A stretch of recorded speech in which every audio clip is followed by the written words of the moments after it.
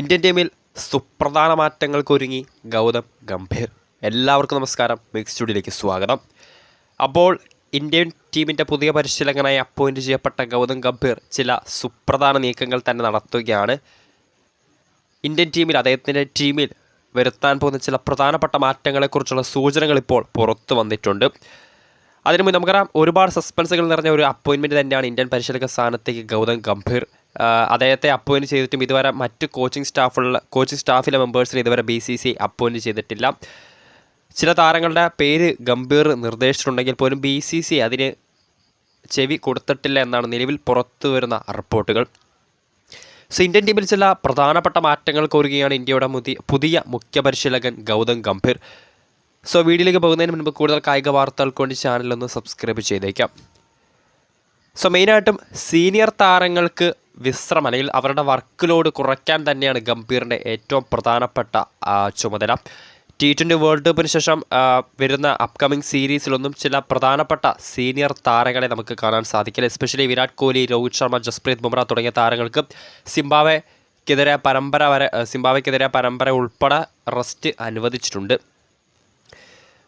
അപ്പോഴാണ് ഗംഭീർ ഇന്ത്യൻ ടീമിൽ വരുത്താൻ പോകുന്ന ചില പ്രധാനപ്പെട്ട മാറ്റങ്ങൾ പുറത്തു വന്നിട്ടുള്ളത്. നമുക്കറിയാം, മെയിനായിട്ടും രോഹിത്തിൻ്റെയും കോഹ്ലിയുടെയും കാര്യത്തിൽ തന്നെയാണ്.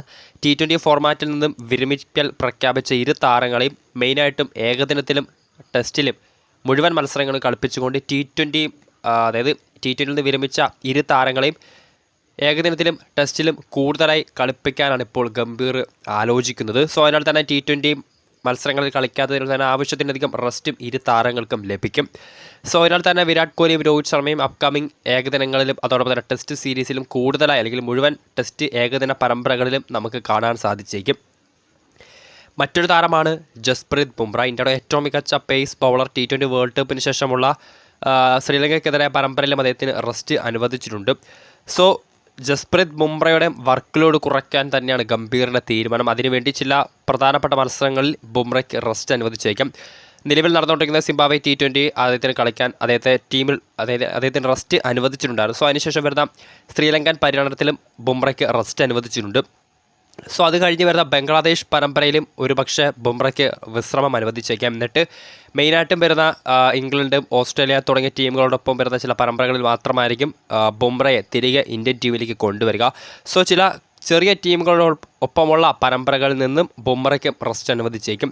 സോ അതിനാൽ തന്നെ ഈ മൂന്ന് താരങ്ങളുടെയും വർക്ക് ലോഡ് കുറയ്ക്കാൻ സാധിക്കും ഗംഭീറിനും. സോ അതിനാൽ തന്നെ മറ്റ് ഫോർമാറ്റുകളിൽ അല്ലെങ്കിൽ പ്രധാനപ്പെട്ട മത്സരങ്ങളിൽ ഈ മൂന്ന് താരങ്ങളെയും കൂടുതലായും ഉൾപ്പെടുത്താനും അവരുടെ സേവനങ്ങൾ പ്രയോജനപ്പെടുത്താനും ഗംഭീറിനും സംഘത്തിനും സാധിക്കും. മറ്റൊന്നാണ് ഋഷഭ് പന്ത്, ഇന്ത്യയുടെ ഏറ്റവും മികച്ച വിക്കറ്റ് കീപ്പർ. നമുക്കറിയാം, 3 ഫോർമാറ്റിലും ഇന്ത്യയുടെ ഫസ്റ്റ് ചോയ്സ് വിക്കറ്റ് കീപ്പർ തന്നെയാണ് Rishabh Pant. So T20 world കപ്പിന് ശേഷം പന്തിനും ചെറിയ റെസ്റ്റ് അല്ലെങ്കിൽ ഒരു ബ്രേക്ക് തന്നെ കൊടുത്തിട്ടുണ്ട്. സോ 3 ഫോർമാറ്റിലും ഇന്ത്യയുടെ ഫസ്റ്റ് ചോയ്സ് വിക്കറ്റ് കീപ്പർ തന്നെയാണ് ഋഷഭ് പന്ത്. പന്തിനെ T20യിലും ടെസ്റ്റിലും മാത്രമായി കളിപ്പിച്ച് ചില T20 മത്സരങ്ങളിൽ നിന്ന് കൂടി അദ്ദേഹത്തെ ഒഴിവാക്കിയേക്കും. കാരണം ഏകദിനത്തിലും ടെസ്റ്റിലും കൂടുതലായി ഉൾപ്പെടുത്തുകയും ചില പ്രധാനപ്പെട്ട T20 മത്സരങ്ങളിൽ മാത്രം ഋഷഭ് പന്തിനെ ടീമിലെടുത്തേക്കുമെന്നാണ് നിലവിൽ പുറത്തു വരുന്ന റിപ്പോർട്ടുകൾ. സോ അങ്ങനെയാണെങ്കിൽ T20 പരമ്പരകളിൽ ഇന്ത്യയുടെ ഫസ്റ്റ് ചോയ്സ് വിക്കറ്റ് കീപ്പർ സ്ഥാനത്തേക്ക് KL രാഹുലോ സഞ്ജു സാംസണോ എത്തിയേക്കും.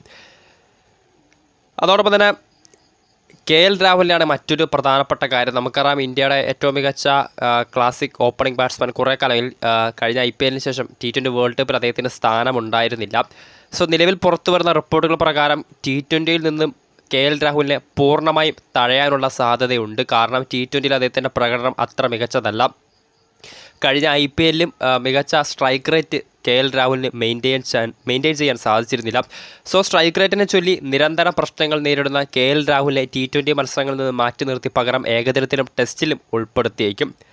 അങ്ങനെയാണെങ്കിൽ നമുക്കറിയാം, T20 മത്സരങ്ങളിൽ മലയാളി താരം സഞ്ജു സാംസൺ കുറേ കൂടി അവസരം ലഭിച്ചേക്കും. അതോടൊപ്പം തന്നെ ശ്രേയസ് അയ്യർ, കഴിഞ്ഞ IPL ചാമ്പ്യന്മാരായ KKRനെ ശ്രേയസ് അയ്യർ അദ്ദേഹത്തെ തിരികെ ടീമിലേക്ക് കൊണ്ടുവന്നേക്കും. BCCI കഴിഞ്ഞ വർഷം പുറത്തിറക്കിയ സെൻട്രൽ കോൺട്രാക്റ്റിൽ ശ്രേയസ് അയ്യരെ പുറത്താക്കിയിട്ടുണ്ടായിരുന്നു. സോ ഗംഭീർ പരിശീലക കസേരയിലേക്ക് എത്തുമ്പോൾ അദ്ദേഹം മെൻറ്റർ റോൾ ചെയ്ത ടീമിൻ്റെ ചാമ്പ്യന്മാരാക്കിയ KKRന്റെ നായകൻ കൂടിയായിട്ടുള്ള ശ്രേയസ് അയ്യർ ഇന്ത്യൻ ടീമിലേക്ക് തിരികെ എത്തും എന്നതാണ് മറ്റു ചില ഏറ്റവും പ്രധാനപ്പെട്ട അപ്ഡേറ്റ്. സോ ഇതാണ് ഗൗതം ഗംഭീർ ഇന്ത്യൻ ടീമിൽ വരുത്താൻ പോകുന്ന ചില പ്രധാനപ്പെട്ട മാറ്റങ്ങൾ.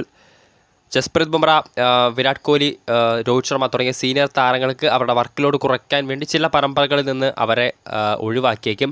അതോടൊപ്പം തന്നെ ചില ജൂനിയർ താരങ്ങൾ കൂടി കാര്യമായ അവസരങ്ങൾ ഗംഭീർ നൽകിയേക്കും. സോ വീഡിയോ ഇഷ്ടപ്പെട്ടാൽ ലൈക്ക് ചെയ്യുക, ഷെയർ ചെയ്യുക. കൂടുതൽ വാർത്തകൾക്കായി മിക്സ് സ്റ്റുഡിയോ എന്ന ചാനൽ സബ്സ്ക്രൈബ് ചെയ്യുക.